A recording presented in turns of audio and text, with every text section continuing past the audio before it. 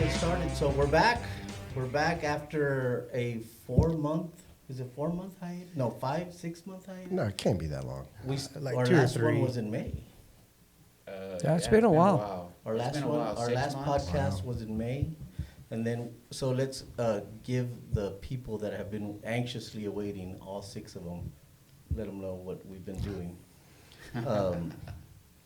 So we did our last podcast in May, and then we decided, or y'all decided, that the room was not sufficient enough to do a proper podcast, so we Yeah, we renovated the whole room. I mean, it Right. looks pretty good now, but more or less, we needed more space. Yeah, Because if we wanted to have have guests. Yes, That and was- so, and new equipment, more additional equipment, I'd say, so that we could gather up the individuals that we'd like to have come in. Because from time to time, we'll have former students that are employed, present-day students, and a variety or a number of landowners that would like to participate in our podcast. Right. So we did the renovation, or actually we didn't do it. The SWTX maintenance construction. Yeah, and they did a good Yeah, job. they did a So great we job. want to Good give job. them, We we wanna want to thank give those guys a them lot. some props. Yes. They did a really good job. They turned an ugly old office that we Yes. started off in. Now it's a bigger room. It's got all the high-tech cameras and the audio. So yeah, we want to thank Al Salinas and his. Yeah, they and did a his super group. job, and they're so amicable and compatible. Yeah. These guys really worked with us, and it turned out real good. We're appreciative. Greatly. Yeah, so let's address the elephant in the room. I'm not calling y'all elephants. Just because I'm big, right? Hey, I'm the last one that should be talking about big, man, all right? So we have a couple of guests, and I'll let one of you guys talk about who they are and why they are here. Yeah, so we have some current students. We have Logan Webb, who's from Leakey, Texas. And, Lakey, pronounce it correctly. I do it just for him. Yeah. Just You for don't want him. to upset those people up there in, Yeah, that's exactly right, no, because I drive no. through there a in lot. Real County, man. No, we're really appreciative of Logan. He's done really well in the program. He's a sophomore, and he's gotten the Larry Milstead scholarship, and he's really excelled. He's done really good in the field as well as academically. And we also have Charles Kazi, and he's from town. He's from Uvalde, and Heck, I worked with his dad, his grandfather. Was a Grandfather, great yeah. friend of mine, and I've worked with him in several different ranch operations. And we worked Great with his family. dad too on a local ranch as well, and he's excelled, and he's done really good on the plant team. He's been He's the done cornerstone, fantastic. of Thank our you. plant team, and really represented our program well. Both of these young men really have, and so we're proud to have them, and like to get their insight on. Yeah, but what we're after this afternoon is we'd like to, entertain one of the highlights of the year. Right. And that's our deer captures. I mean, because all our students really like those captures. Right. It's in the field. They're getting their hands dirty and their sometimes pants ripped, handling a lot of deer because we do quite a few deer captures. But we'll talk a little bit about that activity and why we do it and how we do it and the legality aspect of it as well. But more importantly, we just want to address it in a way of in a chronological type order over the years, because deer capture has evolved from box traps to high-tech net guns out of helicopters. So there's a plethora of ways that we perform that task. So I guess it's safe to say that the deer captures in the wildlife program is the highlight of what this program offers. Would you say that to be true? Of course you are. Of course you are. Saying that. Yeah, That's well, exactly what you're saying. I'd say it's a highlight, but there's so many highlights in the program. Right, right. There's a variety of things that the youngsters are introduced to, Well, not from to take working away with any- deer breeding operations, Right. handling bucks that, gosh, most people will never see the size of anyhow. And so there's a variety of things that are highlights. But this one's a super active one, man, because, after we conduct deer capture, I'll usually send all the kids up in helicopter for a little while, for a ride, and that's a big deal, especially for people that have never been in an aircraft. And so they get to see the ranch from a different perspective. It's fun, enjoyable, yet knowledgeable. It offers them a perspective of what some of them are going to do when they graduate from the program. So what do y'all have to say about this? Y'all were the actual students that were involved in the deer capture. Logan, we'll start with you. It's a lot of fun. I've had a blast with it. I've gotten to handle deer I've never even dreamed I would get to work with, and the helicopter rides are pretty fun. But yeah, it's a very fun thing. Gets a little crazy. I get wounded in the DMP pins, but other than that, it's been a lot of fun. Yeah, I mean, it's pretty cool. We get to handle a lot of deer, age them, check lactation, all the fun stuff. Get to fly in the helicopter, talk to the pilots a little bit, get them to do some crazy stunts here and there. Yeah. So Dean, how involved are you in the deer? Are you in a part of the deer capture as well? No, not at all. No, of course I am. Okay, no, I just didn't know. Yeah, I didn't know of course you were. I am. Oh, yeah, I You know, missed you, Dean. I didn't see you on the last Yeah. 5. I'm sorry. I didn't see you in any of the photos. That's why I was asking. No. I thought I'm maybe always you- there. I'm always, so that's You know. you talk about the students enjoying it. That's one of the most enjoyable activities we have, because we get to be outside too, and that's what Yeah. I really like about the program is I don't want to be in the office all day. I like to be outside, and so Daniel and I are out there with the students, helping them out. We're filming, getting photos or video, and helping them with aging deer, like Charles just said, and everything about it. And so it's a great time. I guess this is a perfect time you want to go through some of those pictures? Yeah, and so one of the cool things that we're fortunate to have is our mentor, Bob Zaglin, has seen the history. So do you want to do those first? Yeah, or do you I wanna think do- so. okay. We're going to do Bob's Yeah. pictures, Dan. So one of the cool things with Bob, starting in wildlife whenever he did, he's seen the whole progression of capturing whitetail deer. Tells you how old I So am. you can narrate some of these photos. Well, and- when we first started, we used box traps and things of that nature. But in this photograph here, this is on one of the ranches I managed called the Pilo and Seal Ranch back in early 80s. And I used a net, actual drift net. It was 1,000-foot long. And I'd be in a helicopter with my pilot, Derwin Blasingame, and basically we'd be in a Jet Ranger, and we'd push deer towards that net, which was stabilized almost like a clothesline, into a clothesline-like configuration, and with 2 small inch square wooden rods. And basically, when we hazed the deer towards that net, once they hit that net, well, the poles fell and the deer became entangled. And once they got entangled, you have all these youngsters that are hidden in the brush. Most of them from Texas Tech. I worked with on various research projects. You just can't go out and catch deer. You have to be permitted. Right. You have to write a scientific deer management permit or a research permit. And that's what we were doing at this time. We were capturing does So and about bucks. what year was this? This would have been in 1985, 86. Yeah. Yeah, it's yeah, and it's amazing because I'm only 45, so it's pretty It's from the pretty unique. 1900s, right? Yeah, it's from the yeah. 1900s. We Yeah. used the appropriate century. Well- That's probably what we ought to do. Just like I always say. I have my favorite 1900 story is, so I was coaching my daughter's soccer team, right? And, they were talking about birthdays. One of the little girls had a birthday, and so they were talking, oh, were you born to, 2019, I don't know, whatever it was. And I said, Coach, when were you born? I was born in 19, and before I even got to the 70 part, 19? Oh my God, 19, they couldn't believe that Yeah. somebody was born in the 1900s. Yeah. So anyway, Yeah.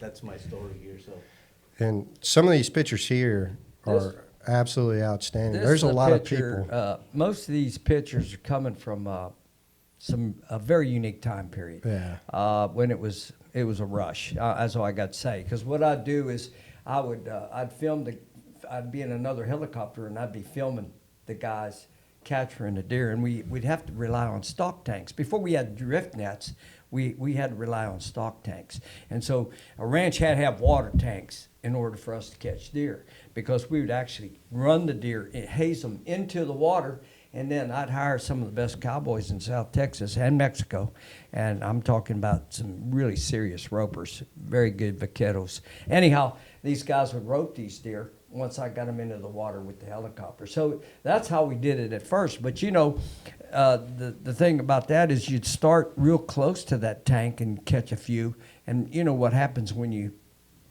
spend a little time around a certain area with a helicopter, everything takes off and moves out. And before long, I'm pushing deer over a mile to the water, and that's not Was good. that you, Bob? No, that wasn't you. Yeah. I thought that was, it looked like you No. in that back picture. Go back there No. and go. No, that's a couple of the gentlemen that were roping deer for me. The water deer gets in the water. We back off with the helicopter, and basically they'll come in and rope the animal. And it's not hard to rope them in deep water because they're just swimming, right? Just toss it over their head. The biggest problem I had with my cowboys is they had to make a sport out of it because it got boring to them. So they wanted the deer to get out of the stock tank and start running so they could have a little competition. But that could cost them their job. So that kind of was preempted. There you see a guy just rope going over a deer and in the water. And like I said, it's not hard when they're just swimming. And this is cool. This is where we really geek out, because there's plenty of wildlife managers today in Texas that didn't even know that this existed. Right. This wasn't very common what Bob was doing. He was on the cutting edge of his time in wildlife management. I mean, this is unique. And that helicopter's pretty old too. That's a Bell 47 helicopter. I've only seen one in use in the last 10 years. They're pretty old. Well, that one looks like it made it out of the water. Oh yeah, well they'll let them out, but that doesn't happen very often because I could see who's doing it. And then once the deer's roped, they'll go up and handle it. We put it in a trailer. At this time, we were transporting deer. We were radio calling some of the deer, and also transporting some deer to other areas of the state under a permit issued by the Parks and Wildlife, long before there was a triple T or anything like that. The captured bucks was relatively easy. Basically, all I had to do was to, acquire the services of some of the better vaqueros in the region, and I would line them up like in a horseshoe fashion out in the pasture, and I would literally, we'd find a buck that I like, I'd radio down to the guys, and they would get in this horseshoe shaped pattern out in the pasture, probably in its entirety, probably covering about maybe a half an acre. And I'd run a buck right into the middle of them. And basically, at that point in time, this particular buck you see now, we actually caught him. He's in the low 170s. But basically, once they get in the middle of those cowboys take care of them, run them. They get tired real quick. Does will run forever. Bucks, no, they get tired really quick. All right, so Yeah, it's pretty amazing that, you know, the work back then and the research that, or the techniques that were used in order to get some research done. And none of these deer, DMP wasn't a thing back then, and we'll talk more about that. No, most of this was done. Steve Damaris from Texas Tech and I conducted research. I actually did the first mature buck study, telemetry study in the state, and maybe in the U.S., because basically we were looking at the home ranges of just mature bucks. That's And- Bob in the helicopter right there. is that you flying or is that you shooting? No, that's me shooting. I used to capture a lot when I was younger. Well, I'm and- disappointed, Bob. I Yeah. figured you'd be flying and shooting at the same time. No, I wouldn't. Back in your Matter of youth. fact, if I was doing that, I probably wouldn't be here at this podcast. Yeah. Yeah, But that's the configuration that we've evolved into, is the capture gun, and I was certified by the guy that actually built the first gun ever, and they were from New Zealand, and that's where they use stags for meat production and antler production for various reasons. It's a big commercial entity like our cattle industry is. And they developed a gun. They come in and certified a few of us for Jim Zachary's Sabre Helicopter Company with the intent that maybe we'd have some guys that could go out and capture deer for landowners as additional permitting was being allowed to perform. All right, so that's about 40 years of, or 40 years ago, more or less. Is that 80s? That was in 87 when we start using the capture gun, Oh, 87, 88. We still use the drift nets. I had several of them. But the capture gun in 87. Yeah. So what do you guys think? Way different than what y'all are doing now? Honestly, it'd be pretty cool to do that again if we could get it. Yeah, it was pretty awesome. You know, it was a rush, no question about it, and very effective. But like when you're running them in the water, like I said, you got to have a lot of water. Yeah. And you guys know in here, you just don't find ranches with a lot of stock tanks. Water troughs, yeah, okay, Yeah. but not stock ponds. So what, 'cause- you were doing research? Yes. For what, for Texas Tech? We were doing it for the ranch I managed for Harrison Ranches. Oh, okay. Yes, but it was published. It's published in the Wildlife Society and the Southeast Deer Study Group presentations. So it was a published piece of research that we were conducting or covering our performance and our findings. But it was it was all done under research purposes. Yes. And so as it's evolved, the technology has evolved as well, right? I mean, you guys now use those, I'm assuming those net guns are different than they were back then? They're or better they- nets. You know, they Yeah. come up with better nets. I've noticed a lot of what do you call, not the, different kinds of guns are out now. I mean, guys the guns have actually, they're 4-barreled guns, okay? A net gun has 4 barrels, and they're usually propelled by a .308 caliber shell, blank, just powder in it. And basically, it shoots this net that's a 10-foot circumference net outward, and it has 4 lead weights, one on each corner.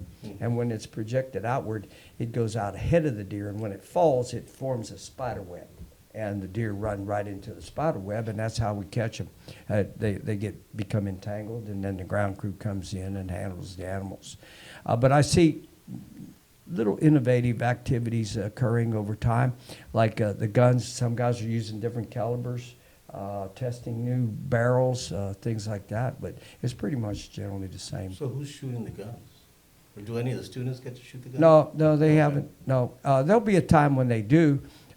Some of our students will go to work for Holt, like after they graduate for a part-time job, participate in that, unless, you know, Dean and Daniel have a full-time job lined out for them. It all depends, but they could be doing some of this stuff right after graduation. Speaking of jobs, you guys have jobs, right? Are y'all working right now with on ranches? Yes. Logan? So I took a job with a ranch called Dead Man's Pass through the program. I haven't started. I'll start in June. Okay. And then right now, I'm a hunting guide for my father, and I'm hunting guide for Dead Man's as well. And so And he's also helped them with their deer pin work Yeah. as well. I work. Yeah, so I've been working on the same 2 ranches for 4 years now. 2 years before I came to the program. And I'm going to leave those places once I'm done here, and I'm going to go to finish my degree in Alpine. Okay. So what are the ranches that you're working? One's in Campwood. It's called Campwood Creek Ranch. And then one in Batesville called Windrose. So what kind of work do you do on those ranches? Just all the basic upkeep, feeding, watering cows and deer, and maintaining roads, cleaning houses. So is there anything that the wildlife management program has helped you with in those jobs? Because you said you were working there before you started the program, right? So now Yes. you've done the program or halfway done the program, and now you're still working there. Are you able to do more because of the wildlife management program, or has it just been the same, pretty much? I mean, I'm learning a lot when it comes to the actual like hunting side, like being able to age on the hoof and actually age them by tooth wear, and then now I know how to score a deer. And tabulate the data, you know. Right. Yes. I mean, Yeah, because I didn't know all that so well beforehand. Mhm. Really learned a lot about that, and then I'm learning a lot with the like habitat management, brush management, because Yeah. all I ever knew was just just go cut it, spray it. But now we're learning more techniques and stuff like that, so it's And been a one of lot the- more helpful. One of the things Charles is really good about is looking around at all the different grass species. I feel like 4 or 5 times throughout the semester, he comes in with just a handful of grass. He's like, "Okay, what's this?" You can see the curiosity really has hit him with habitat, and It'd be really he great always if you could find somebody to help him identify. yeah, exactly. I know I've stumped him quite a few times, and There we've had to you go. get through, There you go. break out those old textbooks. It's and tough. No, really there's- start Yeah. breaking them down But and that's figure how out you what really it is. learn it. And Right. That's what this program's all about, grassroots. You Mm-hmm. just, if we don't know it, we'll try to find out what it is. And if we Yeah. can't find out what it is, then we'll know somebody that'll help us. There's still a couple grasses that we haven't figured out what Oh, they yeah, are. They stumped us. They have stumped They weren't us. in the It's books. challenging. So that's what's great though. Yeah. 'Cause you're always constantly learning. It doesn't matter how long you've been in the field. You're always Yeah. constantly learning. Yep. So getting back to the capturing, what was the most exciting for both of you? What was your highlight? I know, Logan. We know our highlights of Logan. Yeah. Yeah, I want Well, to hear. is this a 'em, 'cause story? this Is pretty this the cool. story This that is I've a been good hearing story. about? I've been hearing Oh, this. Lo- about this Logan's got a story, couple. so- I got Here we go. I got Here we 2 go. stories. All right, hold on, man. Let me get my coffee ready because Yeah. I don't even know if it's gonna live up to the hype I've been hearing about the story. So It's Probably- it's pretty funny. It's pretty Probably need a funny. couch for this. So we do a deer capture at the Roebuck Ranch, and I've decided that pen hates me. And I'm a sophomore, so last year I got invited to do it, and we caught the buck, and I was holding the buck, and Bob was taking pictures of me and this deer. The deer was tied for a minute, and so then we untied him. Well, we cut his horns off, we untied him, and the deer just laid there because his legs fell asleep. It cuts off the circulation for a second, and so we're like sitting there like trying to get this deer up, talking to him, and he just kind of lays there. And Dean, I'm blaming it on Dean. It's still Dean's Of fault. course, it's my fault. That's okay. We have video I'll evidence. take the blame for a great story. let's show the video. No, I'm just joking. So Dean's shadow crosses this buck, and this deer turns around and runs. I mean, every bit right through me and flips me end over end, and then runs off.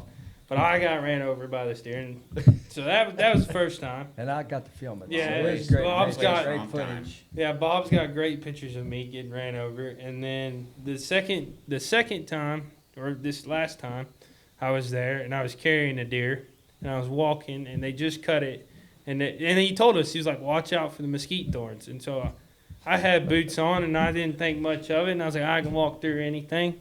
And I stepped on a thorn, and it went plumb through my boot and into my foot, and I sat down right there. And I Cried like a baby. cried like Oh, a baby man. because He was whining. He was it whining. hurt. All right, now I don't know if you ever stepped on a mesquite thorn, but it ain't very fun. And we actually have pictures of that Yeah, too. And Leslie summed it up. Oh yeah, she did. and I told everybody to pull it out, and nobody could pull it out because it was like the boot like formed to the dang Yeah. thorn. Dean had a pair of pliers, thank God, and he yanks it out, and it did hurt. I ain't gonna lie, but it was all in all, it was all right. It's pretty. What did Leslie tell you? That I was to be a man. Yeah, man up. Man up. That was She really walked. nice. We got a beautiful young lady that her daughter actually went through our program, and now she's going through the program. And basically, we really enjoy her company because she's acquiring a lot of knowledge of the things we're propagating here, and she's on virtually all the deer captures and does a great job. And she's walking by, and Logan's virtually trying to cry, but he can't because everybody's watching him. And she just walks by him and goes, just, Logan, man up. And I'm standing back there. I couldn't believe she said that. It was just so cool. It was awesome. But Yeah, That's but- one thing nice about the program. Everybody's like a family, and Yeah. it's a family atmosphere. Everybody helps everybody, except when you got thorns in your Yeah, they just left me out. Deer's like right here. They just left me out there to dry. Yeah. I was holding my leg, and they were releasing the deer. I was trying to get you to release the deer. That would have been a perfect situation. And they released the deer like right beside me, and I was like, "Oh God, please don't run me over." He's acting like Occupational hazard. he's dying. And Yeah, he's just it a was- You thorn. got a Yeah. highlight, Charles? I mean, it's pretty fun to actually get to handle the deer and Yeah. turn them loose. But I'd say my favorite part is actually getting in the helicopter, flying around. Yeah.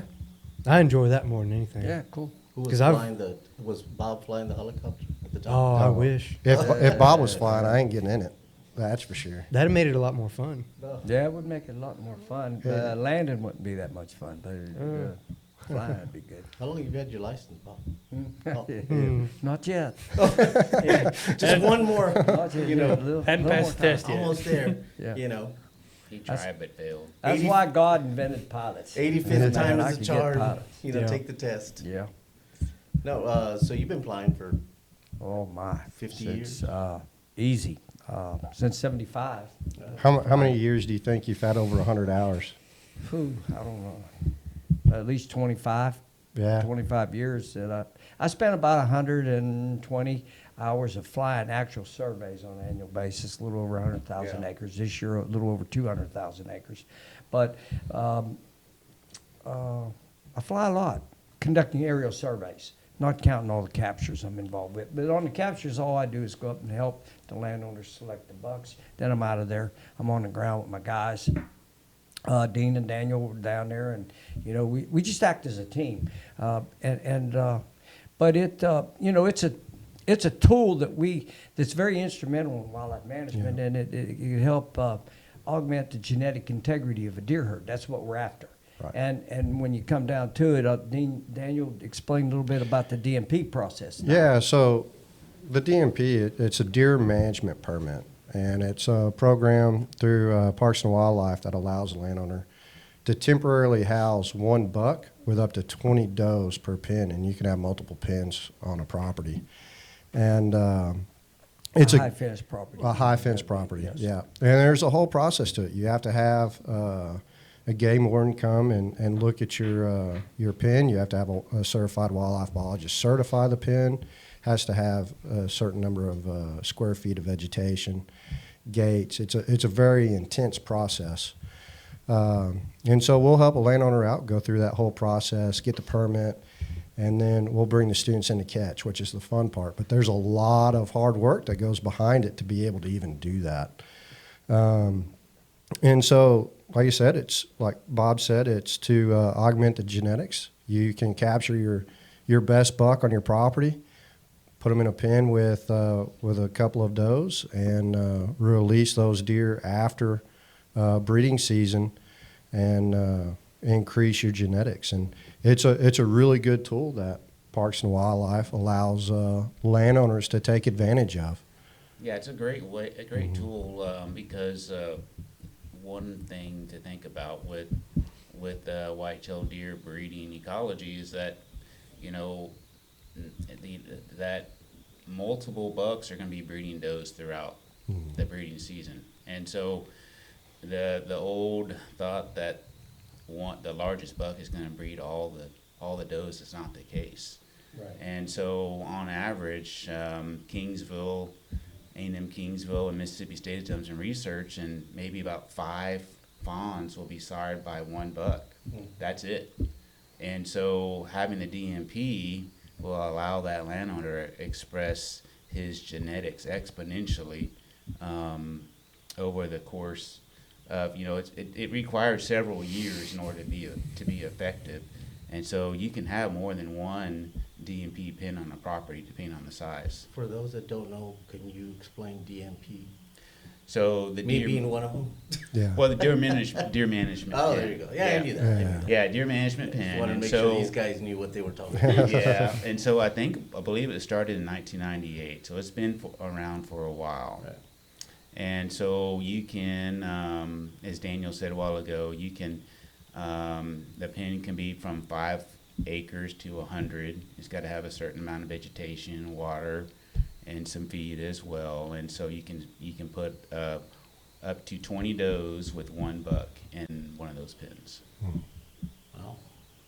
And you can have multiple pens on a property. And so you can really influence the genetics relatively quickly. It takes about 5 years to see the benefits of it because, they're going to go through one breeding cycle.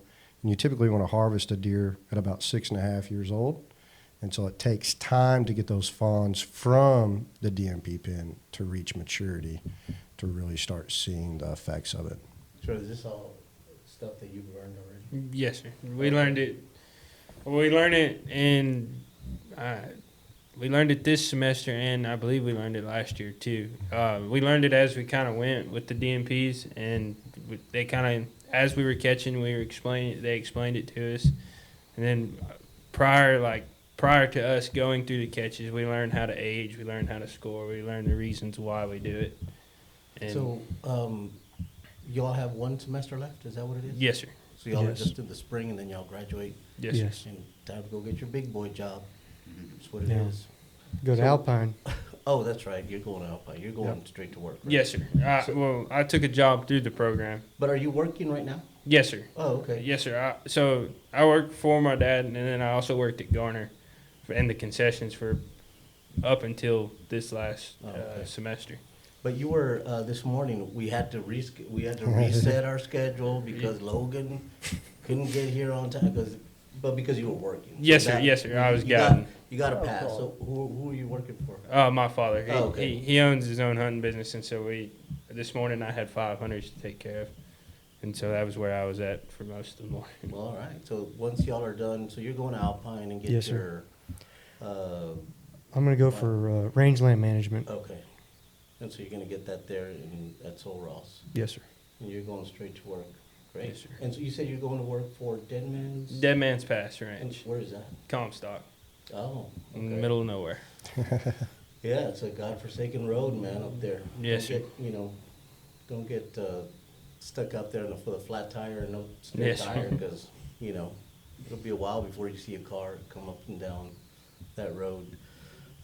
So we have more pictures for deer capture, but we'll wait on those for a little bit. So I did want to go over just we talked about some of the stuff that you guys have already learned, but so what made you, join the wildlife management program? So I didn't want to go to college. I knew that. Yet here you are. But I didn't want to go to a 4-year university. Yeah. I knew that it wasn't college wasn't for me. Right. And I love to hunt and fish. Like, it's my favorite thing in the world. I do it all the time. And I actually had an ag teacher. They have Dean and Daniel have like a student outreach day. Mm-hmm. One day at the end of the semester, they bring like high schools around or the ag programs to the college, and we go through it. And so I actually had a ag teacher my junior year tell me, hey, they're going to do this. You get out of school, come on. And so I was like, okay, I'm down. And so I went, and I did it my junior year, and then I did it my senior year. And I didn't know what I was going to do, and then I was like, you know what? I'm going to go do the wildlife program because, at they have a little presentation, Right. and, like, you get to catch deer. I was like, that's pretty cool. I'll go catch deer. And then it seemed fun. And so I was like, I'm going to go do this. And then one thing led to the next, and I went and did it. Or I'm here now. Yeah. And now I've gotten a job through it. And so it's worked out. I'm assuming he's talking about the expo. He's right? talking about the Yeah. Western. Yeah, Yep. so that's Or the something- expedition, I'm sorry. Yeah, Expedition Day, Field Day, And that happens every spring, right? every spring, usually in doing that. April. And so if we've got some listeners, reach out to Daniel and I, and we'll let you know. We'll give you more information when we finalize the day. But typically it's towards the end of April, and so we invite high school seniors from around the area, Right. but and juniors too. And so if you're interested, reach out, and we'll let you know when we're going to have it and give you more information. And even extended area. We've had Yeah. people come from all over the Yeah, I state know. to it. One time y'all had somebody, I think it was a young lady from Victoria or even farther out? Yeah, closer to Houston? we've had several from So far out. Yeah, it doesn't have to be the immediate area. It can be anywhere Right, in we've the. had one No, we've student had last year from students from Livingston. Kansas, we've had students from Florida, Africa. International students, right? Yes, You have the we've had, international yes, students. and we've had some really great students, ranching families Right. from Mexico. Right. But yeah, it's across the slate. It's open to everybody. But and it's the only one of its kind. So Logan has told us, why he came. Charles, why did you decide to, or what made you decide to do the wildlife management program here at Southwest Texas College? Well, I was just working on that ranch. Been 2 years. I decided to come do some college, get my basics out of the way. And then one of the students at the time, Kendall, he introduced me to Dean. He was like, hey, because I had knew him beforehand, and I just saw him, and me and Dean started talking, and I was like, you know what? Sounds pretty good. I might as well just join the program in the fall, see what happens, and it's been a blast. I mean, Yeah, I so couldn't imagine not doing it. What have been some of your experiences thus far? Yeah, Like something that you think, it would be valuable to students that are potentially wanting to do this program. got a lot of hands-on opportunities, work deer if you've never done that. You get to do prescribed fires, which is amazing. I love that. Can't believe you're not talking about Plan ID. going Well, on. we're about to get there. Meeting, the wildlife I meeting. get a feeling that Charles is a closet pyro. Pyromaniac. Yes. It's not that closet. Yeah. No, loves, like, if you burning were at the stuff. student hunt, you'd have I can't learned. remember what movie was it I can't remember what it was, movie or it was one of maybe the cartoons. Like he's like that kid just loves burning stuff, blowing up stuff. Like I feel like that's Charles. Yeah. Yes, it is. This past weekend, he really was lighting things up on our student hunt. Yeah, so I that'll was- be another podcast. Yeah. but yeah. I had a big fire raging. So you're good for the bonfires, Yes, Like I'll do yes, it. I'll yes. volunteer for the bonfire. So plan IDs. You talked about plan IDs. So Yes. what are your experiences with plan IDs? Honestly, at the very beginning, I was like, man, this is the worst. I hated it. Like the first 2 weeks of class, I was not in. And then just jokingly, I was like, oh, I'm studying all of our plants. And Dean was like, well, you're on Plan ID team now. Yeah, he sent me a text over the weekend, said, hey, look what I'm studying. He's studying plants. I was like, oh, congratulations, buddy. You're now on Yep. Plan ID team. So, it's then that's what's really fun is, getting students that might not have any interest but you can tell, Yeah. Daniel and I keep an eye on the students, and we see some things that they open some doors, create some opportunities, and Charles has really run with, this past year and this past fall at the range meeting did really well, and Logan's done awesome with him just not wanting to go to college, and now look at him wrapping up. He's going to wrap up his second year with us, and so we've got a lot of students that come in that they just want to stay maybe one year, they end up coming and staying 2 years, and so and wrapping up their associates, and it's really enjoyable to see the students that have that that interest and then just take the ball and do fantastic. Going back to the plan ID. So and you went to competition this past spring, right? So, Yes. So how did elaborate on that experience? Oh, the contests are amazing. I mean, you get to go hang out with a bunch of other colleges. I mean, we're there with Sol Ross, A&M Kingsville, College Station, Tech. And so we compete against the other universities. But what's really nice is the students get to talk with other colleges that are participating, and they start talking about our activities, and they get to hear what our students have been doing, and like, oh wow, that's great. We haven't had that chance yet, or haven't had that opportunity, and so on these plant ID competitions, we have a list of plants that the students have to learn, and they have to know the scientific name. And so you don't know it's a list of either 75 plants in the fall meeting or 125 in the spring meeting. And so students had to know every twig, leaf, flower on those plants, and so and they get 50 of those plants on the competition, and so Charles has done well. It's a really tough thing to get good at, and Charles has, and it's even come to the other colleges' coaches. How many other coaches have talked to you? Oh, there was a couple at the last meeting because Trying to recruit Charles to a four-year institution just for plant identification.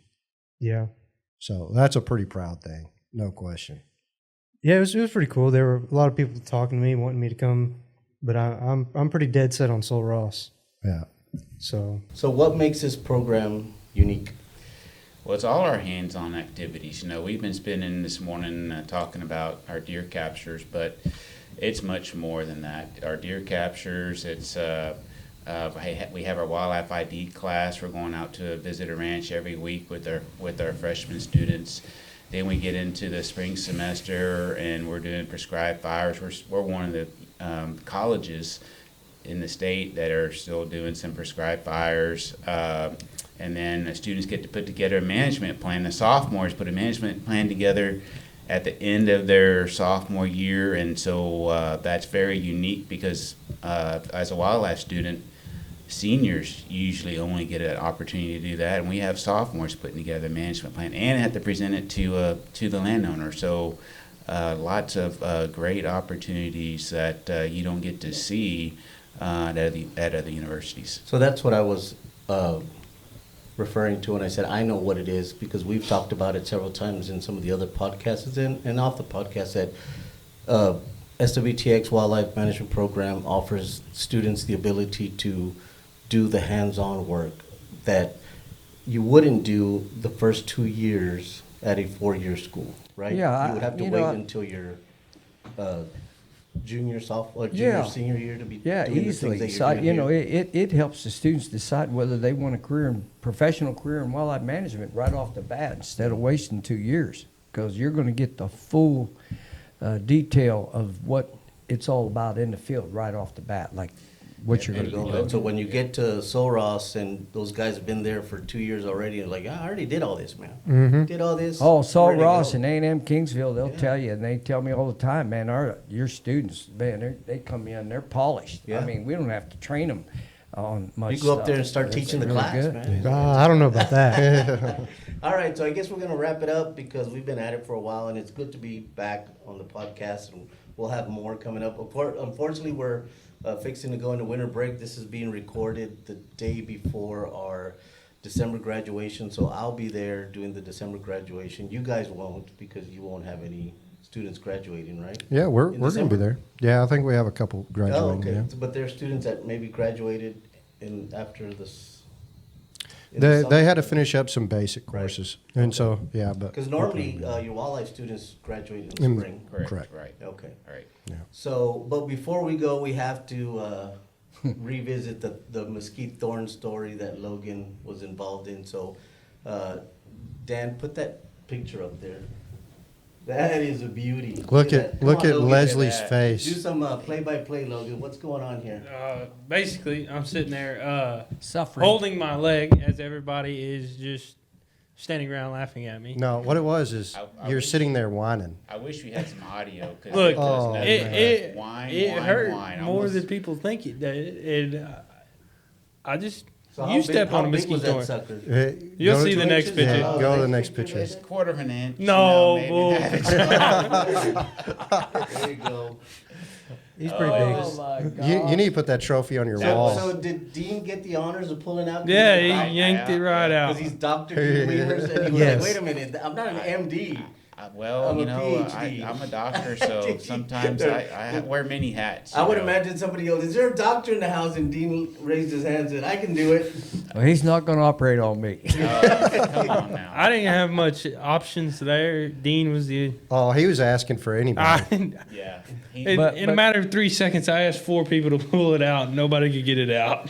Nobody could get it out, or No. no wanted to do it? No, they were yanking. They were pulling on I it. shoved it in his foot farther. Yeah, they try to get it out with a knife. She couldn't get it. Been in his foot. Oh, it So was couldn't you bad. just take it off your boot? No, it was in my foot, so I couldn't take my boot Oh. off. Like if I'd have try to push it and push the thorn in. Yeah, more. not without causing more. And it was a heavy rubber boot, and so it was in there tight. Oh, So I will bad. say, students, potential students, don't let this dissuade you from being, in the wildlife program. Logan, he's just, if he didn't have bad luck, he wouldn't have any luck at all. That's man. So right. that's just the type of guy he is. Because did you get run over by a deer? Yeah. At some point as well. So all dangerous. What about you, man? Did you ever get any, get into any War physical stories? issues?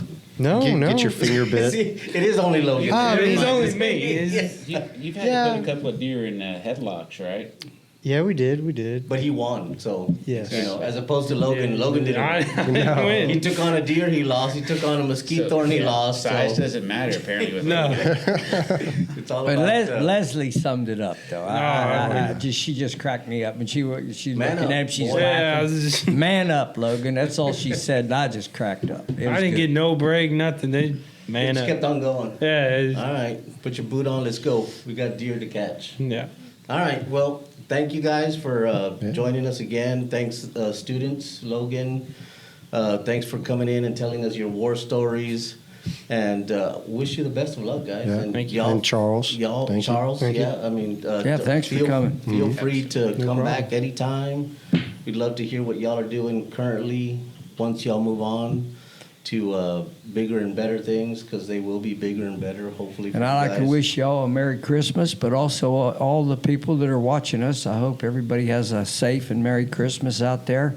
And if you have any questions, give us a call. We'll try to address them in our podcast best we can. Yeah, so just drop them in the comments, and then we can go back and answer them the following podcast. I guess that's it for now, guys. We're be signing off, and we won't be back until 2026. Yeah. Yeah, So, thanks, Gizmo. I appreciate Yeah, it. thanks. All right, thank you. Merry Christmas. Holidays.